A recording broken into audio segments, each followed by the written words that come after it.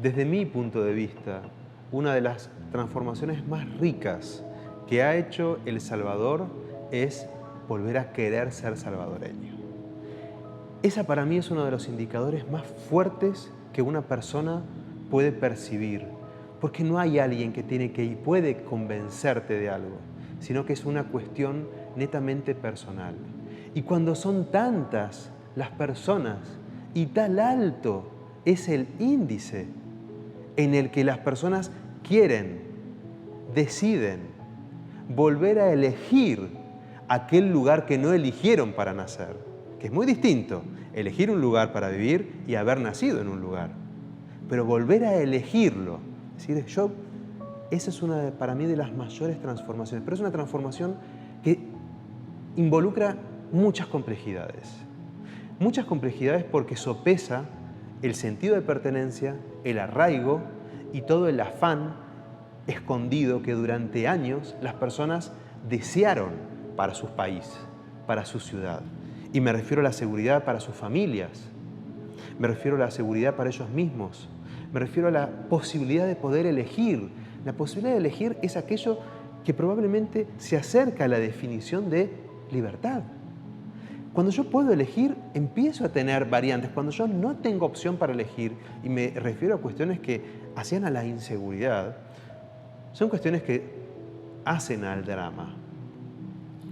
Y cuando esto se da en el día a día, y se da año tras año, y pasa el tiempo, y uno escucha promesas, pero la realidad cercana a uno no cambia, aparecen como sinsabores.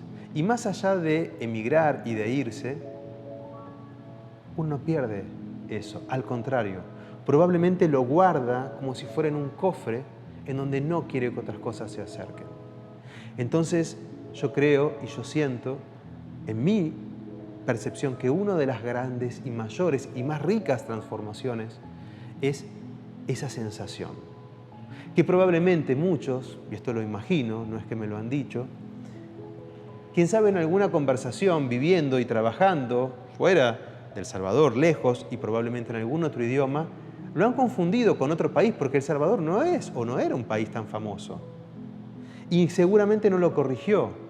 Prefirió pasar por un error, aún entendiéndolo, porque no se sentía tan a gusto con cómo se estaba viviendo, o temor de ser malinterpretado y que simplemente por haber nacido bajo una bandera, ser el mismo reflejo de lo que se sentía y se percibía en términos de seguridad, en términos de masacres, en términos de cuestiones que no fueron nada felices, ni para El Salvador, ni para Centroamérica, ni para Latinoamérica.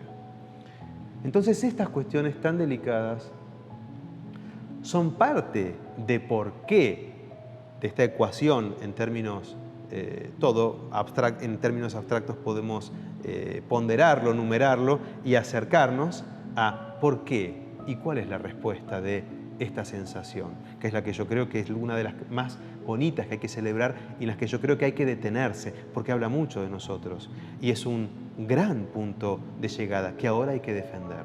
Entonces me refiero al querer y sentirse orgulloso de ser salvadoreño. Entonces, otro de los puntos también interesantes es ver que todo eso que deseábamos para nuestros pueblos, nuestras fracciones, nuestros pequeños barrios, nuestras pequeñas colonias, se ha convertido. Se ha convertido y se ha podido plasmar. Y que no son fotos ni videos, son relatos, son personas que cuentan cosas. Es que estamos naturalizando cómo podemos vivir los espacios públicos. Y que durante la noche, también a la 1, 2, 3 de la mañana, se puede estar y se puede conocer. Y se puede entender lo linda que es. Y muchas veces también, y ahora hablo del tráfico, ¿no? De lo cerca que está un punto de otro y lo bonita que está. Y hay muchas características en términos espaciales que también aportan a esto. Sin lugar a dudas, tratar de entender las estructuras de la ciudad y las estructuras del landscape a través de algunos acentos y de algunos puntos en donde, si nosotros entendiéramos la ciudad en términos físicos, es un palimpsesto, es una superposición de una construcción. Ahí al lado se hizo, por ejemplo, una casa que hacía panificados, y después fue muy notoria y fue muy interesante, pero se aprovechaba eso y alrededor y a la vuelta estaba cierto centro cultural y estaba el palacio, y cerca había un lugar de ramos generales o una tienda que hacía camisas muy bonitas. Y son un montón de cuestiones que hacen a los relatos, pero también hablan de la proximidad y de la naturalidad con la que se vive el intercambio. El intercambio es, y esto también cuando he diseñado mercados, es uno de los puntos más bonitos para mí dentro de las tipologías de las ciudades, los mercados, porque es en donde se dan los intercambios, y los intercambios no son solamente de mercancías y de valuta o de dinero, sino de experiencias, y de uno se va midiendo cuando está, y también para qué sirve esto, o cómo lo puedo mejorar, o dónde lo puedo encontrar. Entonces aparecen un montón de cuestiones, de mapas cognitivos, y de cómo nuestras neuronas, en términos de las nuevas formas que tienen estos espacios, mucho más liberados me refiero a que ya no hay más cables en muchas zonas, y ya puedo ver la ciudad de otra forma, ya no tengo ese filtro que antes estaba. Y ahora estos edificios están quizás acentuados, y también estamos trabajando con cuestiones que hacen a la exageración en las vallas publicitarias, porque hay muchas cuestiones que hacen a que yo pueda estar tranquilo, pueda estar más relajado, pueda disfrutar más ese lugar que es la ciudad, que es el barrio, que es ese lugar en donde yo me cruzo de vereda ya no por peligro, porque hay sombra, o porque es más bonito, o porque aprovecho y voy a saludar a un amigo de alrededor. Entonces, en nuestra cabeza, en todo ese mapa cognitivo, en un tema realmente de neurociencias, todas esas sinapsis que van encontrando sano refugio y repetitividad en eso que va sucediendo, y nos ayuda a ver lo distinto. Y eso es también la construcción de la seguridad, la construcción de seguridad interior, que no es solamente que voy a estar con los ojos bien abiertos para que nada suceda, y también voy a avisar, voy a estar yendo por aquel lugar, avisen que, sino también es que uno se empieza a sentir más seguro. Y esa sensación de seguridad se plasma en la forma de caminar, en la forma de vestir, en el lugar en donde voy a regresar para mirar tal cosa, me voy a detener a tomar tal foto, me voy a detener a ver tal otra situación, voy a aprovechar y voy a ir por otro lado. Ya no estoy decidiendo por una cuestión de economía de tiempo o cuestión de seguridad, sino porque escuché o qué estarán haciendo en aquel otro lugar. Entonces, este tipo de cosas empiezan a mapear en algo que llamamos el Walkability Index, que es el índice de caminabilidad, y que me aporta en términos económicos y economía como ciencia de las elecciones, sino como fin del mínimo medio, no aquello que es barato, sino aquello que hace a la construcción de la sana economía, y es la confianza. Entonces, todos estos valores y estas matices se ven absolutamente reflejados en el espacio público, porque la calidad de vida de las personas contribuye y alimenta la calidad de vida urbana, y juntas se retroalimentan. Porque si yo me siento bien, voy a también pintar mi casa, y después voy a cuidarla, y después voy a querer tal cosa, pero después no voy a aceptar que pongan un aire acondicionado y que se vea algo de afuera. No, voy a querer que se vea bonito, porque estoy contagiado y porque me empiezo a mover en un vórtice ascendente, positivo, en términos del iluminismo, que hace a la construcción social. Y estas son las transformaciones, y esto es parte de esa llamada, en mi caso, ecuación, de cuál es uno de los valores y de las características que yo más celebro y que invito a reflexionar, y es esta cosa de sentirse con ganas y súper orgulloso de ser salvadoreño. Una de las cosas que más disfruto, probablemente, de mi manera de trabajar, porque me cuesta definirme solamente como arquitecto o como planificador o como diseñador, porque están muy integradas estas disciplinas con las disciplinas que son parte de las ciencias humanas. Y de las cosas que yo creo que más disfruto es aprender. Disfruto mucho aprendiendo y reconociéndome nuevo frente a algo.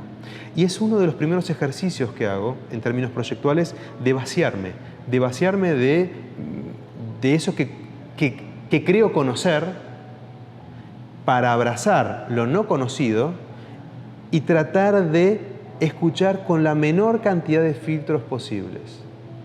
Esta manera de escucha es algo que me invita permanentemente a reaprender y a tratar de entender desde la forma en la que se me es dicho o con la forma en que yo estoy volviendo a entrar en un tema o en un ambiente. Y otra de las cosas que también creo que disfruto es la verificación. Disfruto mucho verificar las cosas. Disfruto mucho, después de hacer algo, volver a medirlo. Disfruto ver cómo alguien se comporta en ese lugar que había sido diseñado. No solamente la imagen de referencia y si todo quedó donde fue construido, sino cómo eso ha sido y es vivido. Otra de las cosas que también disfruto es la variedad de temas que cada vez son más, que involucran los diferentes proyectos y las diferentes necesidades. Y eso es muy rico, porque me permite entender el gran aporte que desde nuestras diferentes disciplinas podemos dar. También disfruto la docencia como profesor de diferentes disciplinas y con diferentes tipos de alumnos, de diferentes países, de diferentes credos, de diferentes formaciones. Son siempre un desafío. Y también es un desafío la forma en la que se transmite un conocimiento. Algo que me ha caracterizado es no guardarme información, sino darles los secretos y mis errores.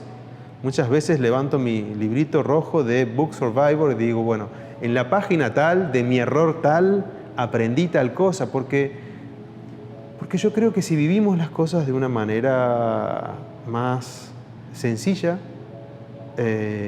podemos habitar más eso que damos. Y como tanto es el tiempo que le dedico a mis quehaceres, a mi trabajo y a mis obligaciones, es que esto me ha permitido relacionarme de otra manera y de involucrarme de otra manera y de no sentir que estoy perdiendo, sino que estoy ganando y que estoy dejando un poquito de Santiago en cada una de estas tareas.